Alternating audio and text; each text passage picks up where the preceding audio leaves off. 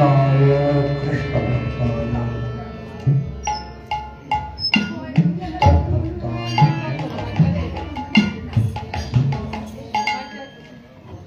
भद्रे वितन्ते भक्ति मूकर्मावर्तय स्तुति यत्कृपात्वमहं वन्दे श्री प्राणगोपालकं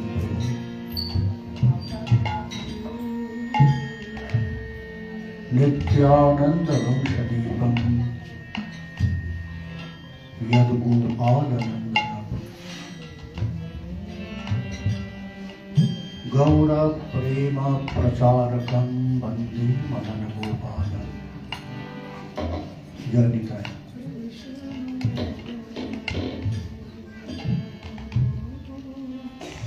বহু জন্মের সুকৃতিতে হরিনামের আস্বাদন হয়।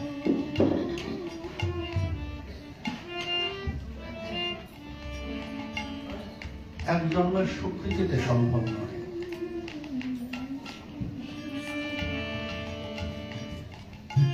আর নিষ্ঠাপূর্ণ হৃদয়ে, অনুরাগপূর্ণ হৃদয়ে নামের আস্বাদন কোটি কোটি জন্মের সুকৃতিতেও পাওয়া যায় না। একমাত্র গুরু কৃপা, বৈষ্ণব কৃপা, ভক্ত কৃপাতে সম্ভব হয়। বড় সুন্দর কথা বলেছেন। রাধেতি নাম নবসিন্দুর গীতদূতম কৃষ্ণেতি নাম মধুরাদ্ভুতদারদূতম সর্বক্ষণম সুরভিরাগহিমেন রম্যম পিত্বা তদেব পিবমে রসনেক্ষুভাতে। রসনার কাছে প্রার্থনা করছেন, যাহা বহু জন্মের সুকৃতিতে ভক্ত কৃপায়, গুরু কৃপায় এমন নাম করার সুযোগ পেয়েছি। হে আমার ক্ষুধার্ত রসনা, তোমার ক্ষুধার বাসনাকে তুমি নাম আস্বাদনের প্রতিনিধিত্ব করো। যেমন তেমন ভাবে নয়। আর সে নাম কেমন? রাধা নাম, কৃষ্ণ নাম, উপাসনা রসনাম। যে মহামন্ত্রের আস্বাদন আমরা করছি, তার মধ্যে শুধু মনে করবেন না যে শুধু কৃষ্ণের নামই আছে, না। রাধা নাম এবং কৃষ্ণ নামের মিলিত বিগ্রহ হচ্ছে শ্রী হরিনাম।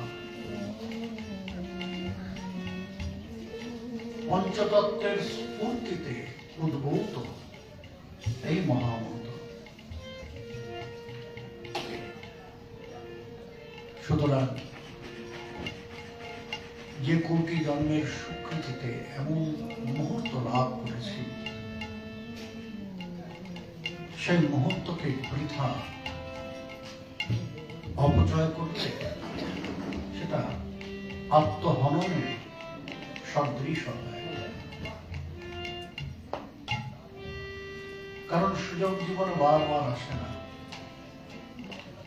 তাই না? এই আছে, এই নেই হয়ে যেতে পারে, কে বলতে পারে?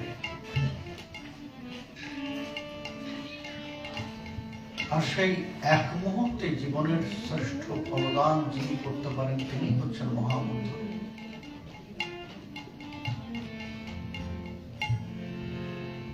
আর কিছুর প্রয়োজন নেই। অন্য নাম আপনি করবেন, যখন বিষ্ণু সহস্র নাম করলে তার এক ফল। রাম নাম করলে সহস্র নাম বিস্মৃত।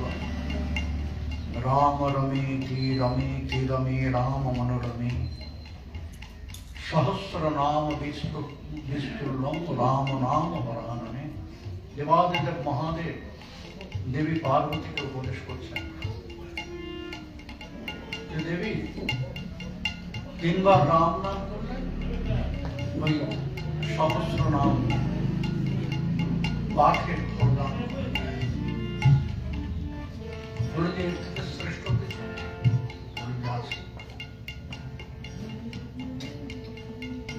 বলে কি? বলে সে হচ্ছে কৃষ্ণ নাম। একবার কৃষ্ণ নামে কোটি রাম নামের ফল হবে। দেবী আবার জিজ্ঞাসা করলেন যে দেব এর থেকে আরো শ্রেষ্ঠ কিছু? বলেন যে আছে, যার থেকে শ্রেষ্ঠ কিছু নেই। সেটি কি? বলেন সেটি হচ্ছে রাধা নাম।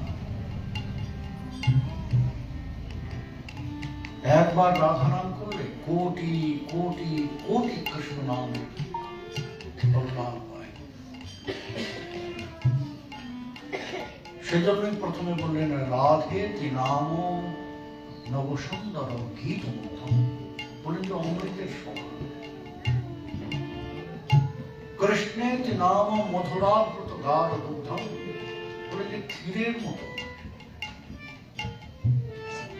রাধা নাম এবং কৃষ্ণ নামের মিলিত তুম যে হরিনাম, সেই হরিনামকে কেমন ভাবে আস্বাদন করতে বলছেন? সর্বক্ষণম সুরভি রাগ হিমেন রম্যম। অনুরাগের সাথে, প্রীতির সাথে, প্রেমের সাথে, নিষ্ঠার সাথে যে জন এমন করতে পারবেন, আস্বাদন সবভাবে হয়।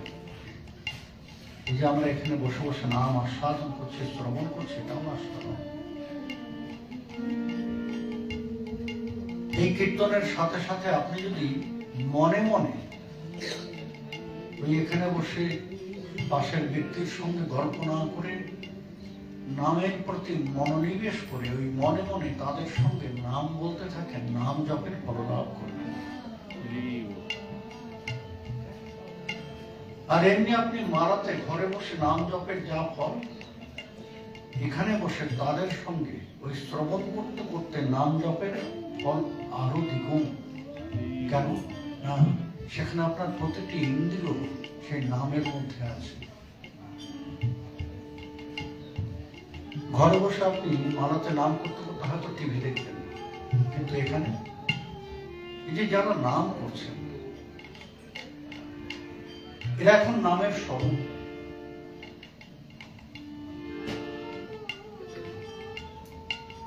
আসলে যে প্রণাম করার বিধি আছে সেটা এই আসরকে, সম্পূর্ণ আসরকে কীর্তনিয়া এবং কীর্তনিয়ারা যে নাম করছেন সেই নামকে সঙ্গে নিয়ে প্রণতি নিবেদন। কেন না এরা যখন নাম করছেন, নামের মধ্যে আছেন, তখন এরা নামের স্বরূপ। সুতরাং নয়ন এদের দর্শন করছে, কর্ণ নাম শ্রবণ করছে। আপনি স্বয়ং এখানে আসলে উপস্থিত আছেন এই নামের পরিমণ্ডলে, যথা কৃষ্ণ নাম তথা বৃন্দাবন। অর্থাৎ আপনি এখন এই বৃন্দাবনের মধ্যে আছেন। আর সেই সাথে যদি আপনার মন এই হরিনাম করতে থাকে, এর থেকে শ্রেষ্ঠ ফল আর কিছু হতে পারে না।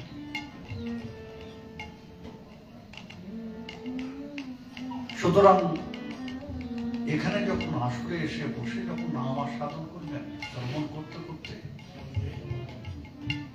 ওই পরের লোকের সাথে গল্প নয়, নাম শ্রবণ করুন, দর্শন করুন, আর মনে মনে সেই নামকে জপ করুন।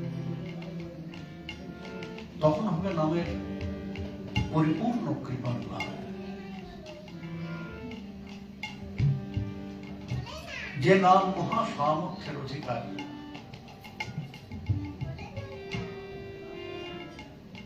সকলে চলে যাবে একদিন। সংসারে যাদের নিয়ে এত আনন্দে আছে তারা কেউ থাকবে না, তাই না? এক এক করে সকলকেই যেতে হবে। থাকবে কি? এই নাম। এই নাম আপনার সঙ্গে থাকবে।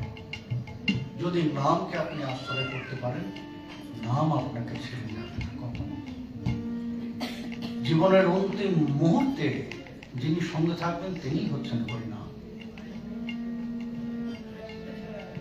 সে কারণে অন্যান্য মন্ত্রের থেকে শ্রী হরিনামকে অনেক শ্রেষ্ঠত্বের গুরুত্ব দিয়েছেন। বলেছেন কি? মহামন্ত্র। শ্রবণ করবেন, মুক্তি পাবেন। নামের দর্শন করবেন, মুক্তি পাবেন। নামের জপ করবেন, মুক্তি পাবেন। নামের কীর্তন করবেন, মুক্তি পাবেন। অর্থাৎ প্রতিটি বিষয়ে আপনাকে সে মুক্তই করবে, আনন্দই দেবে। এই হরিনাম যা শ্রীকৃষ্ণ চৈতন্য প্রভু কৃপা করে আনয়ন করেছেন, আমাদের কর্তব্য হচ্ছে মন প্রাণ সহকারে এই নামকে ভালোবেসে আশ্রয় করা, ভালোবাসার সাথে, আনন্দের সাথে নামের আস্বাদন করা। তখনই তো নামের পরিপূর্ণ কৃপা লাভ হবে। আজ এইটুকুই।